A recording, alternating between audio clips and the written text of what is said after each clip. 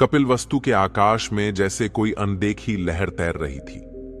राजमहल से लेकर गलियों तक, बाजारों से लेकर खेतों तक, हर कोई किसी अनोखी आहट को महसूस कर रहा था। ये वही नगर था जिसने कभी सिद्धार्थ को एक राजकुमार के रूप में देखा था। उसकी शांति, उसकी करुणा और उसकी गहन दृष्टि के कारण सबके हृदय में एक अलग ही स्थान बना था। लेकिन फिर एक सुबह जब उसने राजमहल और अपने प्रियजनों को छोड़कर सन्यास का पथ चुना, तब नगर की सांसें जैसे थम गई थीं। वर्षों बीत गए, रथुएं आती जाती रहीं, लेकिन उस रिक्तता ने लोगों को भीतर तक बदल दिया। महल के प्रांगण में यशोधरा अक्सर उन गलियारों में चलती जहां कभी सिद्धार्थ के कदमों की आहट गूंजती थी। स्मृतियां मानो उनके साथ छाया की तरह जुड़ी रहती। उन्होंने अपने जीवन को एक अनुशासन की तरह जिया, लेकिन मन के किसी कोने में प्रश्न बार बार सिर उठाता। क्या त्याग ही जीवन का मार्ग है? क्या मेरा प्रेम किसी अर्थ में अधूरा रह गया? वे छोटी छोटी बातों को याद करती। सिद्धार्थ का धीमे स्वर में बोलना, राजकुमार राहुल की ओर उसका वात्सल्य भरा देखना, और फिर अचानक सब कुछ छोड़ जाना।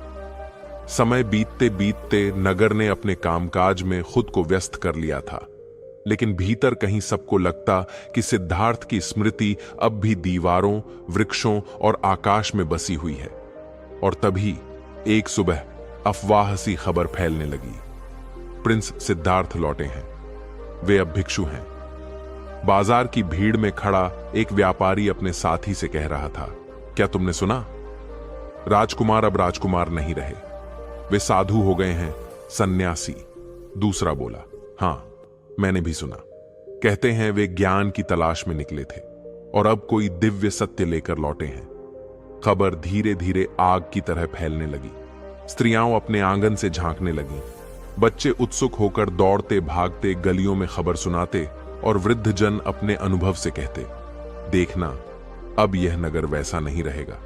सिद्धार्थ का लौटना कोई साधारण बात नहीं है। राजमहल के भीतर जब यह समाचार पहुंचा तो वातावरण और भी गहन हो गया। दासियां, सेविकाएं फुसफुसाते हुए बातें करने लगीं। राजा शुद्धोधन के हृदय में वर्षों पुराना दर्द एक बार फिर जाग उठा। वे सोचने लगे, मैंने पुत्र को राज्य का उत्तराधिकारी बनाने के लिए कितनी योजनाएं बनाई थीं, लेकिन वह सब छोड़कर चला गया। अब जब वह लौटा है तो क्या वह हमें फिर अपना पाएगा? यशोधरा तक जब यह आहट पहुंची तो उनके भीतर भावनाओं का ज्वार उमड़ आया। एक ओर खुशी कि वर्षों बाद दर्शन होंगे, दूसरी ओर गहरी पीड़ा कि जिन प्रश्नों ने उन्हें रातों को जगाए रखा, क्या अब उनके उत्तर मिलेंगे? उन्होंने दर्पण में अपनी ही आंखों को देखा। वहां प्रतीक्षा की रेखाएं थीं, और उन रेखाओं में छिपी हुई शक्ति। उन्होंने सोचा, यदि वह भिक्षु बनकर लौटा है तो क्या वह वही सिद्धार्थ है जिसे मैंने जाना था? क्या वह मेरी स्मृतियों में बसा व्यक्ति अब भी जीवित है? बाहर नगर में उत्सव सा दृश्य था। लोग अपने अपने काम छोड़कर नगर द्वार की ओर दौड़े जा रहे थे। सब देखना चाहते थे कि वर्षों पहले जिसने सब कुछ त्याग दिया था वह अब कैसा दिखता है। किसी ने कहा, उनका चेहरा तेजस्वी हो गया है, साधारण वस्त्रों में भी वह राजसी लगते हैं। दूसरे ने जोड़ा, हां, उनके कदमों में ऐसी शांति है जैसी हमने कभी किसी साधु में नहीं देखी। धीरे धीरे सिद्धार्थ, अब बुद्ध, नगर के द्वार से भीतर आए। उनके साथ कई भिक्षु भी थे, लेकिन नगरवासियों की दृष्टि केवल उन पर टिकी थी। सबके मन में प्रश्न था, क्या वह अब भी हमारे सिद्धार्थ हैं या वे अब पूरी तरह बदल चुके हैं? बुद्ध का चेहरा शांत था। उनकी आंखों में गहरी करुणा और अद्भुत स्थिरता थी। वे जिस किसी पर भी दृष्टि डालते उसका मन जैसे पिघल जाता। लोग नमन करते, बच्चे चकित होकर देखते, और स्त्रियां आंसुओं से भीगी आंखों से हाथ जोड़ लेती। राजमहल में खबर पहुंची कि सिद्धार्थ नगर में प्रवेश कर चुके हैं। सेवक भागते हुए राजा शुद्धोधन तक पहुंचे। वृद्ध राजा ने अपनी छड़ी पकड़ी और खड़े हो गए। उनका हृदय तेज धड़क रहा था। क्या मेरा पुत्र मुझे पहचान पाएगा? उन्होंने स्वयं से पूछा। यशोधरा अपने कक्ष में खिड़की से बाहर देख रही थी। भीड़ की गूंज, शंख और नगाड़ों की आवाज उनके कानों तक पहुंच रही थी। उनके भीतर भावनाएं उमड़ रही थी, लेकिन उन्होंने स्वयं को संयत किया। मैं उससे मिलूंगी, पर एक रानी की तरह नहीं, एक स्त्री की तरह भी नहीं। मैं मिलूंगी जैसे कोई सत्य की प्रतीक्षा में बैठा हो। नगर में कहीं बच्चे दौड़कर कह रहे थे, देखो सिद्धार्थ आ गए, देखो वह हमारे बीच चल रहे हैं। कहीं वृद्ध जन नम आंखों से कह रहे थे, यह वही है जिसने सब कुछ त्याग दिया था। पर देखो उसके चेहरे की आभा कितनी अलौकिक है। आकाश में हल्की हवा बह रही थी और नगर की धड़कनों में एक लय मिल रही थी। कपिलवस्तु तैयार था अपने खोए हुए राजकुमार को नए रूप में देखने के लिए। कपिलवस्तु का प्रातःकाल था। नगर द्वार पर भीड़ उमड़ी हुई थी। लोग अपनी अपनी जगह से काम छोड़कर दौड़े चले आ रहे थे। किसी के हाथ में फूल थे, किसी ने दीपक जला रखा था और बहुतों के चेहरे पर केवल आश्चर्य और जिज्ञासा की रेखाएं थीं। वर्षों पहले राजकुमार सिद्धार्थ इस नगर से निकल गए थे, सुनहरी वस्त्रों में, राजसी रथ पर, सेवकों और सैनिकों से घिरे हुए।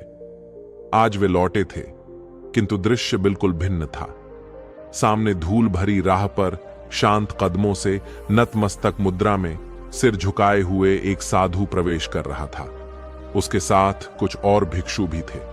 सबने एक सा गेरुए वस्त्र धारण किया था और प्रत्येक के हाथ में केवल एक भिक्षा पात्र था। न कोई रथ, न अश्व, न वाद्य यंत्र, न दाहिने बाएं चलने वाले अंगरक्षक। यह प्रवेश इतना सादा था कि पहली दृष्टि में विश्वास ही नहीं होता कि यही वही राजकुमार है जिसे कपिलवस्तु ने कभी अपने गौरव का आधार माना था। लेकिन साधारण वस्त्रों के बावजूद उसकी आंखों और मुखमंडल की आभा असाधारण थी। लोगों ने फुसफुसाकर कहा, देखो वही हैं सिद्धार्थ, अब वे बुद्ध कहलाते हैं। बच्चे अपनी माताओं के आंचल पकड़कर झांकने लगे। वृद्ध जन लाठी का सहारा लेकर भीड़ में से आगे बढ़ने की कोशिश कर रहे थे। कुछ युवक जो कभी राजकुमार की कहानियां सुनकर बड़े हुए थे, आज उन्हें नए रूप में देखकर स्तब्ध खड़े थे। नगरवासियों के लिए यह दृश्य विरोधाभास से भरा था।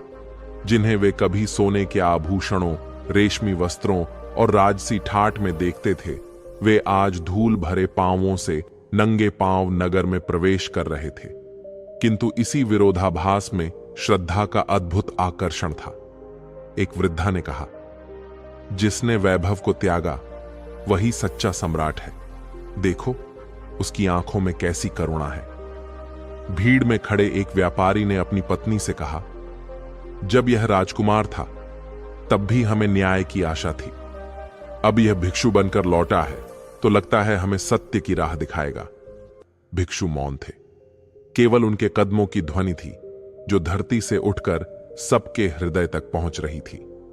कोई घोषणा नहीं, कोई गर्व नहीं, केवल मौन और संतुलित गति। बुद्ध का चेहरा झुका हुआ था, जैसे वे स्वयं को भीड़ से ऊपर न मानते हों, बल्कि उसी में विलीन देखना चाहते हों।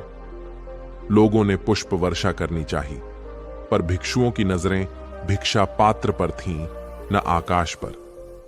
वे उस श्रद्धा को स्वीकार करते हुए भी उससे बंधे नहीं थे। नगरवासियों के लिए यह और भी विस्मयकारी था। राजमहल के द्वार पर खड़े सैनिक भी, जिन्हें किसी समय सिद्धार्थ को सलामी देने का सौभाग्य मिला था, आज चुपचाप हाथ जोड़कर खड़े रह गए। किसी ने किसी से कुछ नहीं कहा, पर सबके भीतर एक ही प्रश्न था, यह मौन क्यों इतना गहन है? क्यों लगता है जैसे इस मौन में ही सब उत्तर छिपे हैं? बुद्ध और उनके शिष्य नगर की गलियों से होकर आगे बढ़ते रहे। जहां जहां वे जाते, लोग अपने काम छोड़कर देखने दौड़ पड़ते। कुम्हार ने अपने चाक को रोक दिया, बुनकर ने करघा थाम लिया, किसान ने बैल को खड़ा कर दिया। हर किसी का मन जैसे एक ही धड़कन में बंध गया था। एक छोटा बच्चा, जो शायद अभी बोलना भी ठीक से नहीं,